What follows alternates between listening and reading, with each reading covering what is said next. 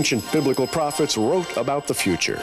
Today, theologians are poring over those scriptures with a firm belief that their prophecies are coming to pass. Journey now into the world of eschatology on Prophecy in the News with author and lecturer J.R. Church.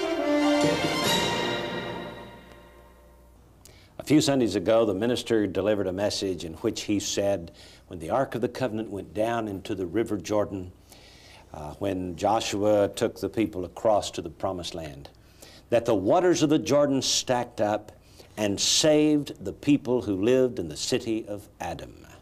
It's a fascinating study. In fact, Joshua chapter 3 and verse 16 says, the waters that came down from above stood up and rose up upon an heap very far from the city of Adam that is beside Zaratan.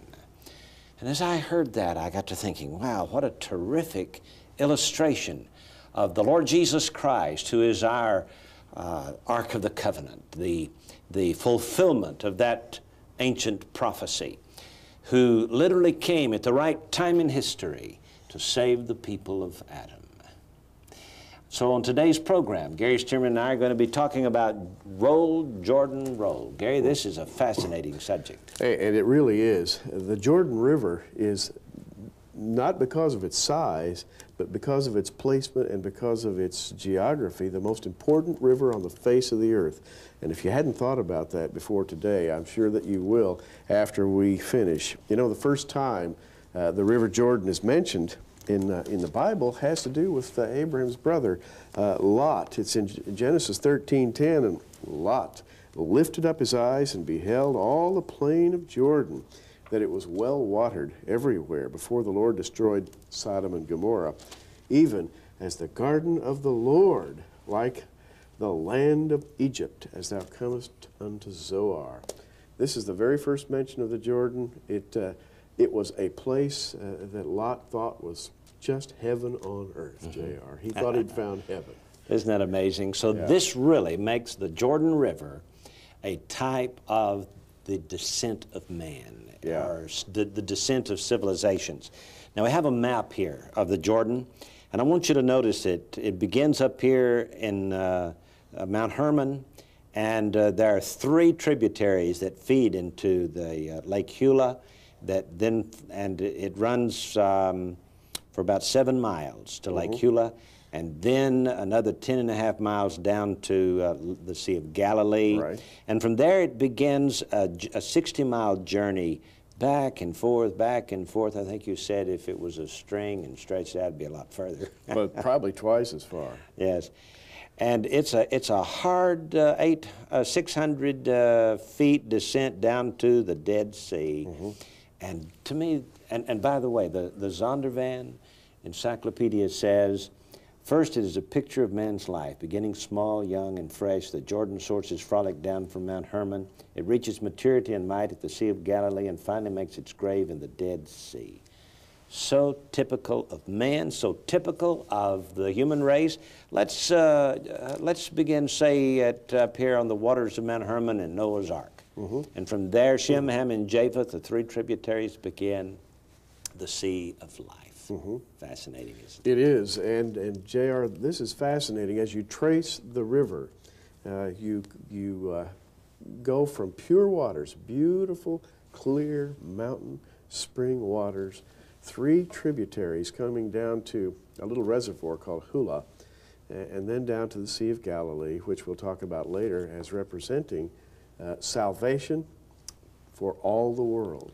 And from there, the river flows down to the Dead Sea. And so, J.R., you start out high and pure, and you end up low. The lowest point on the face of the earth, the Dead Sea, contaminated, corrupted. Yes. And this is a picture, really, going nowhere. Of going nowhere. Man descending from a pure state of creation through a sinful digression or series of digressions until he arrives at a corrupted state. Not only that, it tracks the history of the nations, J.R. It's almost as though we're looking at Shem, Ham, and Japheth, who were the fathers of the nations, coming down to the waters of the nations, the Sea of Galilee, and finally in a rather meandering descent down to the Dead Sea, which might be said to represent the corruption of the nations at the end of the age. Yeah. Now about Lot, you know, as he looked toward the south end of the Dead Sea down here, he saw something that looked like the Garden of Eden. Yes, he did. So we're talking about the hopes of a kingdom here. And you know, the people of Sodom and Gomorrah were as wicked as they get. Absolutely. And they supplied oil for the rest of the world. Remember Abraham fighting his battle of Armageddon? Yes, indeed. Was fought right down here at the south end of the Dead Sea. And we don't have time to We've got a timeline here, don't we? We have a timeline, but we don't have time really to go into the battle, but after Lot lived there for a while, 3 Gentile kings came down and attacked his area and kidnapped him. And J.R., they acted out the Battle of Armageddon in the latter days. And Abram, of course, rescued Lot. And what this is a metaphor for that which will happen to man in the latter days. Well, the latter days being down at the end of the river, so to speak, establishes a timeline. It certainly does. And the fascinating thing about being down here at the south end of the Dead Sea, this Garden of Eden, was burned. Like it was Sodom and Gomorrah burned with fire and brimstone. That's right. To me, it's typical of Mystery Babylon, who's going to be burned at the end of the age. That's right. Mystery Babylon the Great has 2 forms, a religious form and a commercial form. And in the end, as Jesus appears and destroys the corrupted nations, it'll be literally with fire and brimstone as it was in the days of Lot. Now, the very meaning of the word, the title of this river, Jordan, has a terrific prophetic significance, Gary. Tell us about it. Well, first of all, it has Yad as one of its root meanings, which means the descender. And it descends a number of feet from Mount Hermon down to 1,300 feet below sea level. Also, it has Yar and Dan as 2 of its roots. Yar meaning water, and Dan comes from the word to judge, and it can literally mean the water is the judge. There's another component, however, because Dan is also the name of one of the tribes of Israel, Dan. Which obviously is a prophecy that Dan will produce the Antichrist.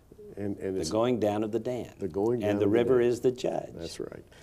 And by the way, as you look at history and as you look at the events surrounding the River Jordan, you discover that indeed the river is the judge. I'm thinking of the time, for example, when Naaman the Syrian came with leprosy and asked to be healed. Yes. Oh, the river judged him. It certainly did. And he dipped 7 times in order to be cleansed. Now, to me, this is a prophetic picture, Gary, of mankind through 7,000 years of human history, from the fall of Adam to the final redemption of mankind at the end of the millennial reign of Christ. Then comes the holy city, New Jerusalem, down from God out of heaven, prepared as a bride adorned for her husband. But it takes 7,000 years to redeem mankind, to go through the process of judging all of the evil inclinations of man as a result of the fall. Naaman the Syrian, representing the power of the Gentiles, really, came to Elisha. And he said, I need to be healed of leprosy. Elisha said, dip yourself 7 times in the Jordan. And he said, that muddy little old creek, why, we've got better rivers than that back around Damascus. And why should I do that? And you know, he was, if he had not been talked into actually performing the act, he would never have been healed. Leprosy is a type in the Bible of sin. Yes. His sins would never have been cleansed. In other words, the river does act as judge in this case. It took the river to take the sin away. It did. Then came Gehazi, who said, my master has sent me to take a little of that money that you offered him that he earlier refused. He lied. He profited by the difficulty and heartaches of others.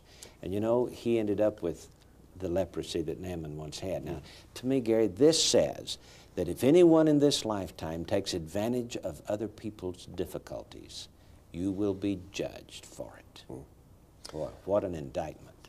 You know, we've got a break coming up in a minute, and when we come back, we're going to talk about yet another aspect of the river, which is the difference between the east side and the west side of the river. The Israelites wanted to come into the promised land, and they encamped for a long time on the east side before the priests touched their toes in the water, and it heaped up, and they went across on dry ground. Yes. And then they came to the west side, into the promised land.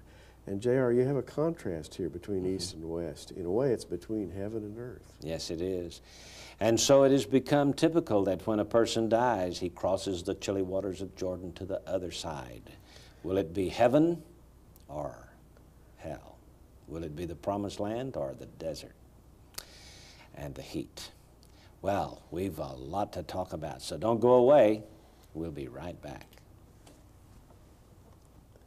Throughout the pages of the Bible, the Jordan River becomes a prophecy of the decline of civilization, of the descent of man, and the river is the judge. Beginning at the snow waters of Mount Hermon and falling then to the Dead Sea, 1,300 feet below sea level, it's an incredible picture of humankind. Gary, Jericho becomes the focal point, doesn't it? Because it's near the end of the Jordan River. It speaks of the end of days. As a matter of fact, from this point on, we're going to be really focusing in on this part of the river because where the priests crossed into Gilgal and then the people under Joshua conquered Jericho, this crossing spot, it's not precisely known today, somewhere perhaps south of the Allenby Bridge, becomes a focal point for humanity. We literally see it as a focal point in the New Testament. We see it as a focal point where the priests crossed.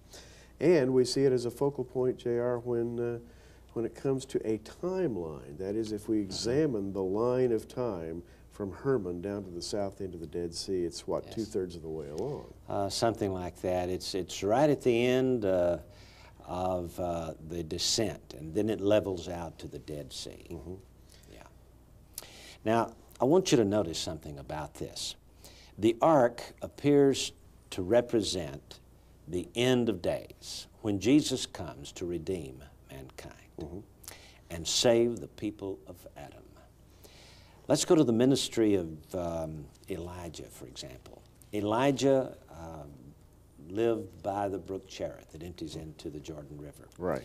And there he was fed. It's type of God taking care of us in life. In fact, the Jordan River is the lifeblood of the land, isn't it? It is. Supplying water for the crops. And that's where he resorted to for nourishment before he went on up north. But it's fascinating that if we view the Jordan, to the people of God, the Jordan offers great blessing.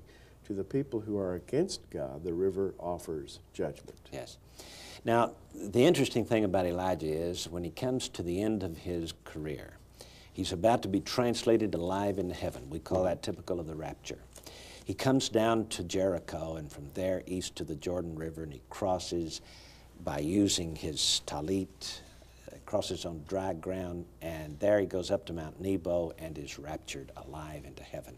Gary, this still is at the same point, at the end of the Jordan River, typical of the end of days. Very near the place where the priests crossed with the ark, and very near where that first conquering battle took place in the land. And J.R., as we move into the New Testament, we discover that at the very same place, yes, that's the opening of the New Testament era. Isn't that fascinating? Oh, yes. John the Baptist baptizes Jesus at the same place.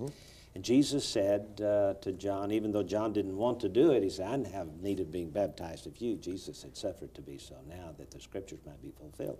There's a prophecy there to be fulfilled. It's a picture of redemption at the end of the age, the end of days. Same spot at the end of the Jordan River. And if we read John 1:28, it says, these things were done in Bethabara beyond Jordan, where John was baptizing.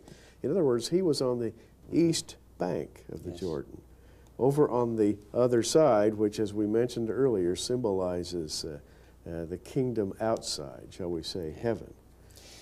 Now let's talk about the walking on the water. on Galilee and the catching the fish, the 153 fish, and all of the events that took place on the Sea of Galilee. Galilee is known as by a Gentile name, Tiberias, and that makes it a picture of the nations, the sea of life, doesn't it? It really does. As you come down from Mount Hermon and as the waters are gathered into the upper Jordan, they flow into the Sea of Galilee, which has three names. It's called Galilee, representing the upper part of Israel, in which of course was Jesus' home. And this speaks of its ministry to the Jews. It's also called Tiberias. Tiberius, the name of a Roman emperor. This speaks of the Galilee ministering to the nations, the Gentiles. And finally, the lake is called Kinneret. Even to this very day, it's called Kinneret, which is the Hebrew word for harp. And J.R., I sort of think of this as the body, the called out body of believers. You know, those in heaven who sing a new song and play on their harps. And so what do you have here? In Galilee has three names representing Jews, Gentiles, and the church. The very three groups of people in the Bible who are the subject of the ministry of Christ. Yes. And Jesus, most of Jesus' ministry was around Galilee, so this, I think, is prophetic of the fact that Gentile Christianity would flourish for over the next 2,000 years until the conclusion of the Jordan River down near the Dead Sea. And we have arrived near that time. We are just about at the end of days. And so that would bring us then to John chapters 10 and 11. And Jesus at Jerusalem during the Feast of Dedication would be Hanukkah. And the people there were after him, the elite of the land. And so Jesus leaves there. He was opposed. Well, he was vigorously opposed in Jerusalem. And by the way, this is the very last mention of the Jordan in the entire Bible. And I think that's important. At the Feast of Dedication, which is Hanukkah, it's the winter time. And Jesus is standing on Solomon's porch, and certain Jews came to him, and this is in John 10:24, and said, "How long dost thou make us doubt? If thou be Christ, tell us plainly." And Jesus then spends a lot of time saying, "I've told you, and you didn't hear." And then after that, we find in 10:40, and he went away again beyond Jordan, that's on the other side of the Jordan, into a place where John at first baptized, and there he abode, or there he stayed. J.R., he's gone back, and he stays there for a little while. Yes. In fact, it's a picture, I think, of Jesus going back to heaven. So in the next chapter, Lazarus dies, and they send word to him that Lazarus is sick. But when he gets the word that he's sick, he says here in verse 6 of chapter 11, "When he had heard therefore that he was sick, he abode 2 days still in the same place where he was." That was beyond Jordan. Gary, again, this brings us to the end of days, right near Jericho, right near the end of the Jordan River as it empties into the Dead Sea. And Jesus then comes back and he raises Lazarus from the dead. That's a type of what's going to happen at the end of days. So let's get this straight. He crosses that river at that crucial point where the priests had crossed and where Elijah was raptured. And he stays over there 2 days, and then he comes back and raises Lazarus right at that crucial point in the river. Now, this is so clear, Absolutely. It couldn't be any clearer. Right, so there are two prophetic passages in the Old Testament that we want to address, Zechariah chapter 14 and Ezekiel chapter 47. For there we find that the Dead Sea will be healed. As a matter of fact, when Jesus does return in glory at the end of days, it shall be in that day, Zechariah 14:8, that living waters shall go out from Jerusalem, half of them toward the former sea, that's the Mediterranean, half of them toward the hinder sea, that's the Dead Sea. In summer and winter shall it be. And J.R., what this means is basically that these living waters, these are deep subterranean waters, they're called the waters of creation, will gush forth and absolutely cleanse out the Dead Sea, thereby fulfilling a prophecy about mankind. Bringing that thing to life again. Bring it to life again. That's resurrection there, too. Yes, it is. It sure is. Now listen to chapter 47 of Ezekiel in verse 8. God tells him when he sees this river flowing out from the Temple Mount through the Mount of Olives that has been split, evidently, as Zechariah describes. Verse 8 says, "Then he said unto me, These waters issue out toward the east country, and go down into the desert, and go into the sea, which being brought forth into the sea, the waters shall be healed." And he goes on to say in verse 10, "It shall come to pass that the fishers shall stand upon it from En-gedi even unto En-eglaim, and there shall be a place to spread forth nets. Their fish shall be according to the kinds as the fish of the great sea, the Mediterranean." Wow. We have the healing of the nations coming, Gary. And it all happens on the great river, the River Jordan, that goes down from Mount Hermon all the way down to the Dead Sea. And may I say that once that Dead Sea is flushed out, the land will be just like it was in the days of Lot. It'll be beautiful down there again. Yeah. So we have this tremendous prophecy in the Jordan River as we see the descent of man and the judgment of mankind from the days of Adam's sin until the redemption through Jesus Christ. We'll be back in just a moment. From the springs that feed the Jordan River to the Galilee is about 17.5 miles. And so people say that's typical of a young man around 17, 18 years of age.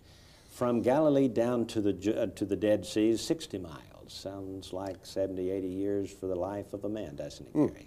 You know, it really does. And the life of a man is full of twists and turns and challenges and tests. And Galilee, between Galilee and the Dead Sea, J.R., that river is full of twists and turns. Yeah. The trials and tribulations of life. But anywhere along that river, a man can die and cross over to the promised land. Which brings me to an invitation to you. Do you know Christ as your personal Savior? He alone can take you across Jordan.